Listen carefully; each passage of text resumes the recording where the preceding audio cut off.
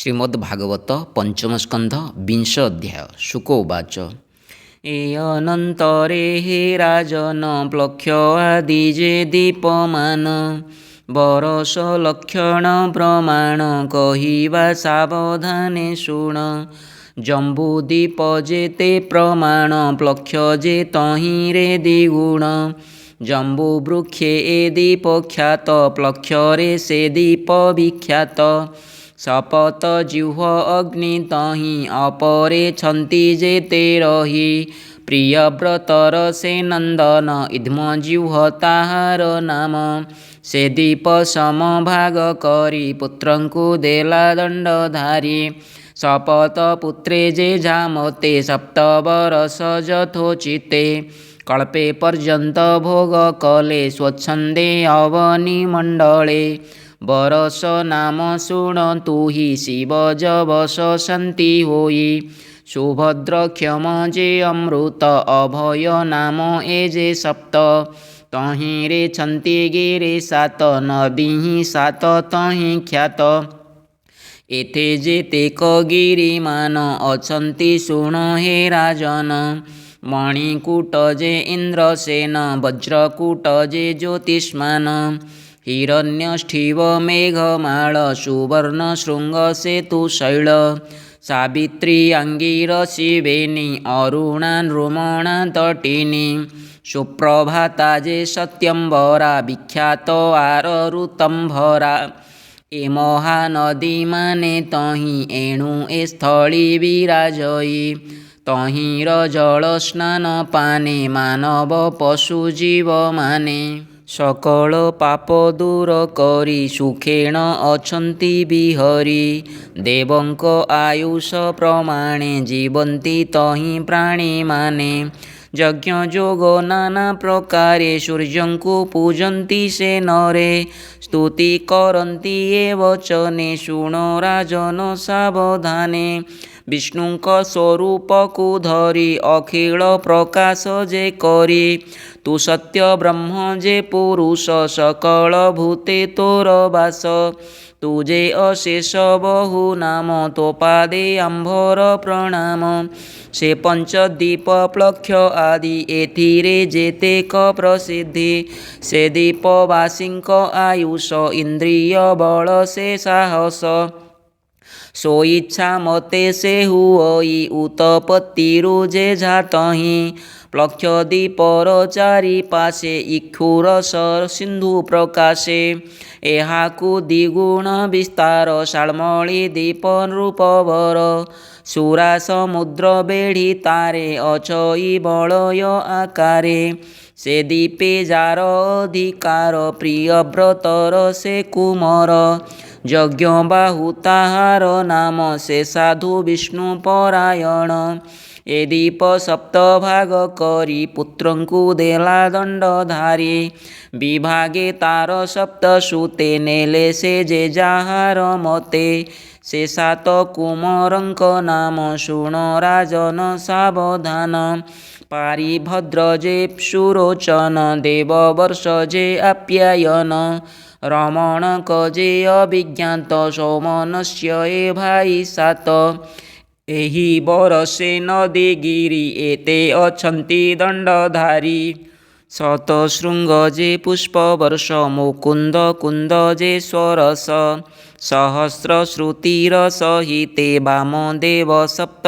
पर्वते प्रथम नदी अनुमति द्वितीय सिनावाली ख्याति तृतीय सरस्वती होई कुहुर जनी पुणी दुई आवर नंदाराका पूर्ण नदींको एहि सप्त नाम वर्षवासी पुरुष नाम श्रवण करतु राजन श्रुतधर जे वीर्यधर वसुंधर जे ईशंधर ए जे बरस प्राणी माने तप आराधि दिने दिने से राजा भगवान सोम ताहांकु करन्ति बंदन भोनाथ तोर सुधारस पितृदेवतांक संतोष आंभे तो चरणे शरण अमृत पद जे कारण ଔଷଧିନାଥ ନମୋ ନମ ନମସ୍ତେ କଳାପୂର୍ଣ୍ଣ ସୋମ ଘୃତ ସମୁଦ୍ର ମଧ୍ୟ ଦେଶେ କୁଶଦୀପ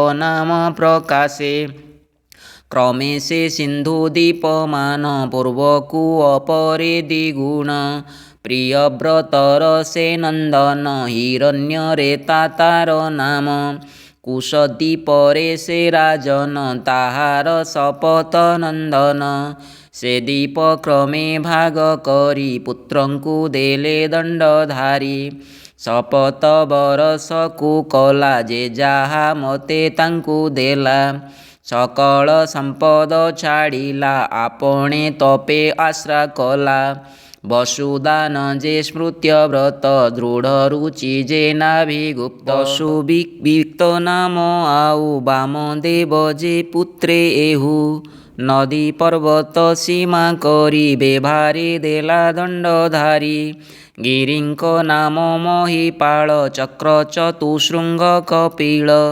ଚିତ୍ରକୂଟ ଯେ ଊର୍ଦ୍ଧ୍ୱରୋମ ଦେବା ନୀଳଗିରି ଦ୍ରବିଣ ରଶ୍ରୁକୁଲ୍ୟା ଯେ ମିତ୍ର ବୃନ୍ଦା ମଧୁକୁଲ୍ୟା ଯେ ଶ୍ରୁତବିନ୍ଦା ଦେବଗର୍ଭା ଯେ ଘୃତଚ୍ୟୁତା ମନ୍ତ୍ରମାଳା ଗିରି ଦୁହିତା ଏ ସପ୍ତ ନଦୀ ଜଳପାନେ ସୁଖେ ବଞ୍ଚନ୍ତି ତହିଁ ଜନେ ଅଗ୍ନିଦେବତାଙ୍କୁ ଯେ ସ୍ମରି ଅଛନ୍ତି ଏକ ମନ କରି ପରମ ବ୍ରହ୍ମର ମୂରତି ତୋ ରୂପ ଯୋଗୀ ଜନେ ଚିନ୍ତି ସଂସାରେ ଯେତେ ସାଧୁ ଜନ ଯଜ୍ଞ କରନ୍ତି ତୋ ଅର୍ଚ୍ଚନ ଏମନ୍ତେ ନାନା ସ୍ତୁତି ମତେ ଅଗ୍ନି ପୂଜନ୍ତି ଯଥୋଚିତେ ଏମନ୍ତେ ନାନା ସ୍ତୁତି ମତେ ଅଗ୍ନି ପୂଜନ୍ତି ଯଥୋଚିତେ କ୍ଷୀର ସିନ୍ଧୁ ମଧ୍ୟ ଭାଗରେ ଦୀପ ଯେ କ୍ରୋଞ୍ଚ ନାମ ଧରେ କ୍ରୋଞ୍ଚ ନାମ ଯେ ଗିରିବର ତା ନାମେ ନାମ ସେ ଦୀପର ପ୍ରିୟବ୍ରତର ପୁତ୍ର ହୋଇ ଘୃତପୃଷ୍ଠ ନାମ ବହଇ ସେ ଦୀପେ ରାଜତ୍ୱ ତାହାର ସପତି ତାହାଙ୍କ କୁମର ସପ୍ତବରଷ ପୁତ୍ରେ ଦେଇ ନିଶ୍ଚଳେ କୃଷ୍ଣଙ୍କୁ ଭଜଇ ମଧୁରୁହ ଯେ ମେଘପୃଷ୍ଠ ସୁଧାମା ଆମ ଯେ ଭ୍ରାଜିଷ୍ଠ ଲୋହିତାଶ୍ଵ ଯେ ବନସ୍ପତି ଏ ସପ୍ତ ନାମେ ବର୍ଷ ଖ୍ୟାତି ଶୁକ୍ଳବର୍ଦ୍ଧମାନ ଭୋଜନ ଉପବର୍ହଣ ନାମେ ଆନ ନନ୍ଦନନ୍ଦନ ବେନିଖ୍ୟାତ ସର୍ବତୋ ଭଦ୍ରମିଷି ସାତ ଅଭୟା ଶୁକ୍ଳ ତୀର୍ଥବତୀ ଅମୃତ ଗାଝେ ରୂପବତୀ ଆର୍ଯ୍ୟକା ଯେ ପବିତ୍ରବତୀ ଏ ସପ୍ତ ନଦୀ ନାମ ଖ୍ୟାତି ଏସବୁ ନଦୀଙ୍କର ଜଳ ଅତୀବ ପବିତ୍ର ନିର୍ମଳ ସେ ଜଳ କରି ନିତ୍ୟପାନ କ୍ରୌଞ୍ଚ ଦୀପ ଯେତେ ଜନ ପୁରୁଷ ଋଷଭ ଦ୍ରବିଣ ଦେବକ ନାମରେ ସେ ପୁଣ ଯାହାର ଜଳପାନ କରି ଦେବ ଦେହକୁ ପ୍ରାଣୀ ଧରି ପୂଜନ୍ତି ବରୁଣକୁ ଯାର ସଲିଳମୟ କଳେବର ହେ ଆପମୟ ତୁ ଈଶ୍ୱର ଭୁବନ ପବିତ୍ର ତୁ କର ତୁମ୍ଭର ପାଦରେ ବନ୍ଦନ ଆମ୍ଭରେ ତେଣୁ କରି ମନ ତୁମ୍ଭର ଆପରେ ବହନ ଆମ୍ଭର ପୂତ କର ମନ ଆମ୍ଭଙ୍କୁ ଅନୁକମ୍ପା କର ବାହ୍ୟାଭ୍ୟନ୍ତର ପାପହର ଏ ଅନନ୍ତରେ ପରୀକ୍ଷିତ ଶାଳ୍ମଳୀ ଦୀପ ଯେ ତଦନ୍ତ ଏ ଅନନ୍ତରେ ପରୀକ୍ଷିତ ଶାକଦୀପର ଯେ ତଦନ୍ତ 32 ଲକ୍ଷ ଯେ ଯୋଜନ ଶାକଦୀପର ପରିମାଣ ଦଧି ସମୁଦ୍ର ବେଢ଼ି ତାରେ ଅଛି ଯେ ବଳୟ ପ୍ରକାରେ ତହିଁରେ ଶାକ ତରୁବର ସୁଗନ୍ଧ କରଇ ବିସ୍ତାର ପ୍ରିୟବ୍ରତର ସେ କୁମର ମେଧାତିଥି ନାମ ଯାହାର ରାଜତ୍ୱ ପଣ କରି ତହିଁ ଶାକଦୀପକୁ ସେ ପାଳଇ ଦୀପକୁ 7 ଭାଗ କରି ପୁତ୍ରଙ୍କୁ ଦେଲା ଦଣ୍ଡଧାରୀ ତାହାଙ୍କ ପୁତ୍ରଙ୍କର ନାମ କହିବା ଶୁଣ ହେ ରାଜନ ପବମାନ ଯେ ମନୋଜବ ଧୂମ୍ରାନିକ ଯେ ପୁରୋଜବ ଚିତ୍ରରେ ଫଜେ ବହୁ ରୂପ ବିଶ୍ୱାଧାର ଏ 7 ନୃପ सप्तबरस जेझा मते देई ए पुत्रे ଯଥୋଚିତେ। ପ୍ରଭୁ ପଦରେ ଚିତ୍ତ ଦେଲା ତପୋବନରେ ସେ ରହିଲା। ସେ ଦୀପ ପର୍ବତଙ୍କ ନାମ କହିବା ଶୁଣ ହେ ରାଜନ। ସହସ୍ର ସ୍ରୋତ ଦେବ ପାଳ ମହାନ ଶଶତ କେଶର। ଗିରି ବଳଭଦ୍ର ଈଶାନ ଉରୁ ଶୃଙ୍ଗ ଯେ ସାତ ନାମ। ଅପରାଜିତା ନିଜ ଧୃତି ଆୟୁର୍ଦା ଯେ ସହସ୍ରଭୂତି। ଉଭୟ ସୃଷ୍ଟି ପଞ୍ଚପଦୀ ଅଗଘା ଆଦି ସପ୍ତ ନଦୀ। ସେ ବରସର ଯେ ପୁରୁଷ ଋତବ୍ରତ ଆଦି ବିଶେଷ।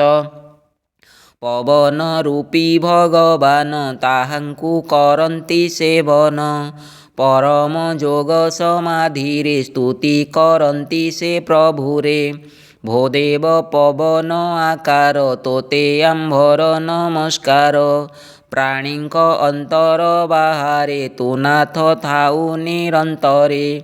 ଦଧି ସିନ୍ଧୁ ପରେ ରାଜନ ପୁଷ୍କର ଦୀପ ଯେ ଦ୍ୱିଗୁଣ। ସୁସ୍ୱାଦୁ ଜଳ ସିନ୍ଧୁ ତାହାରେ ବେଢ଼ିଛି ବଳୟ ଆକାରେ। ତହିଁ କମଳ ବିରାଜିତ ସୁବର୍ଣ୍ଣମୟ ଲକ୍ଷପତ୍ର। ସେହି କମଳେ ଭଗବାନ ବସନ୍ତି ଯେ କମଳାସନ। ଯାହାର ନାମ ଦୀପବର ଲୋକ ପ୍ରସିଦ୍ଧ ଯେ ପୁଷ୍କର। ଏ ଦୀପ ମଧ୍ୟେ ନୃପବର ପର୍ବତ ମାନସ ଉତ୍ତର। ବିସ୍ତାର ଅୟୁତ ଯୋଜନ ଚାରି ଦିଗରେ ହେ ରାଜନ। ଇନ୍ଦ୍ରାଦି ଲୋକପାଳଙ୍କର ଅଛଇ ଏଥି ଚାରିପୁର। ମେରୁ ଭ୍ରମନ୍ତେ ଦିନକର ଉପରେ ଭ୍ରମେ ଚକ୍ର ତାର। ଏ ଦୀପପତି ବିତିହୋତ୍ର ପ୍ରିୟବ୍ରତଙ୍କର ଏ ପୁତ୍ର। ଧାତକୀ ରମଣକ ଦୁଇ ବିତିହୋତ୍ରର ପୁତ୍ର ହୋଇ। ଏ ଦୀପେ ତାଙ୍କ ଅଧିକାର ଶୁଣ ପରୀକ୍ଷ ନୃପବର।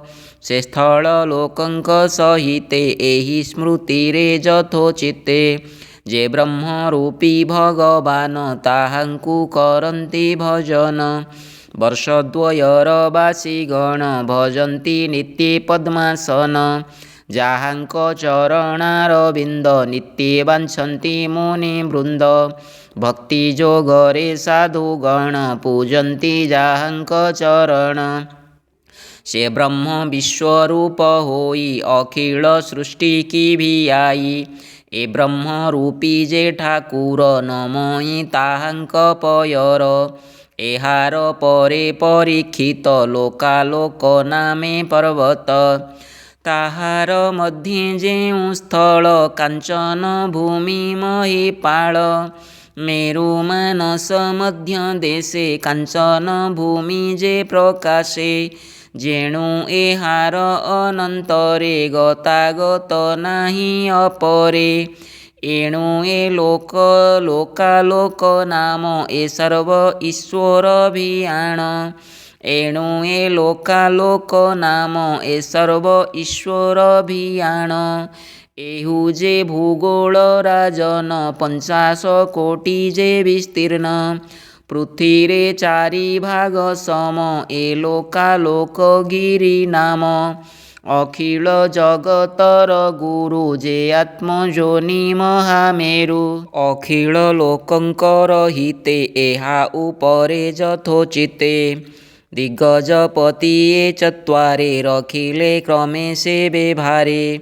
ଏ ଚାରି ଗଜପତି ନାମ ଭୂନୃପ ଶୁଣନ୍ତୁ ଆପଣ।